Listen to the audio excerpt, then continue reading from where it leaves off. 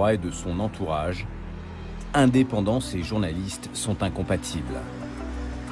Et les journalistes étrangers qui enquêtent sur les mœurs du royaume ne sont pas non plus les bienvenus.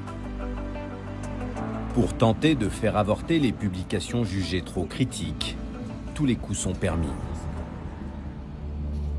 En 1990, Gilles Perrault achève l'écriture de son livre Coup de poing, Notre ami le roi, sur les dérives du régime de Hassan II, le père de Mohamed VI. Juste avant la sortie de l'ouvrage, Hassan II prend l'initiative. Il a envoyé à Paris son ministre de l'Intérieur, Bassery, qui est allé voir notre ministre de l'Intérieur, qui était à l'époque Pierre Joxe, et il lui a dit « Nous sommes informés qu'un livre va paraître qui va nuire énormément aux bonnes relations entre le Maroc et la France. Il ne faut pas que ce livre paraisse, ce serait très dommageable, mais bien entendu, nous sommes prêts à indemniser et l'éditeur et l'auteur. »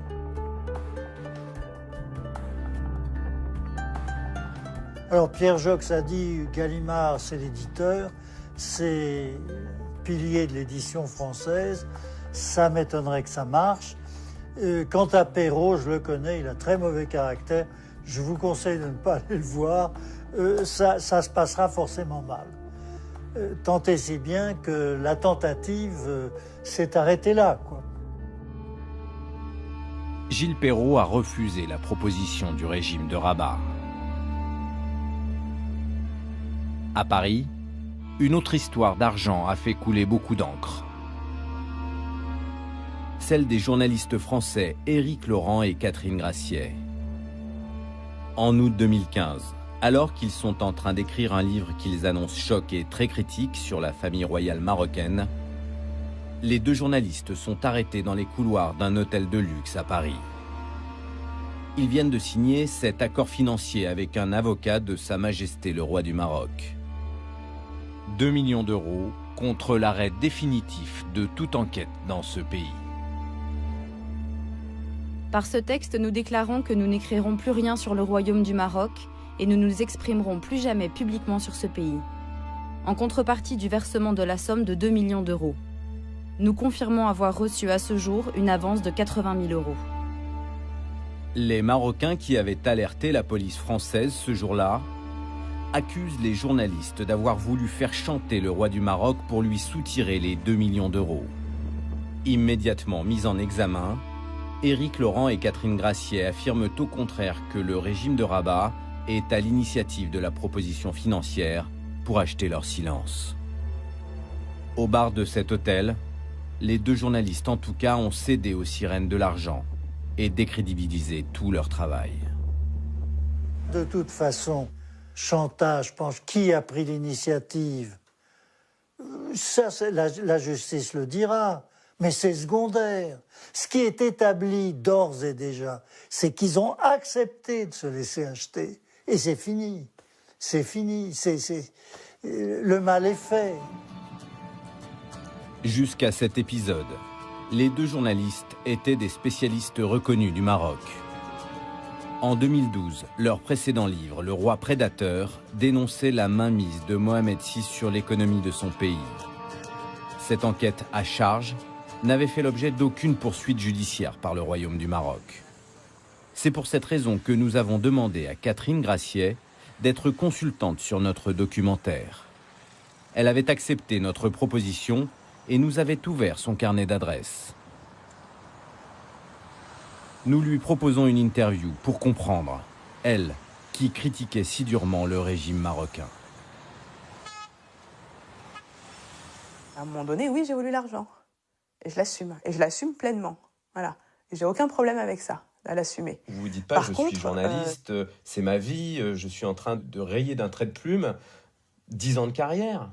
Mais peut-être que j'en ai marre d'investiguer sur le Maroc. Peut-être que je ne crois plus à l'investigation sur le Maroc à ce moment-là. Peut-être que je me dis, on a fait le roi prédateur, on a pris des risques juridiques immenses. Mais qu'est-ce qui a changé?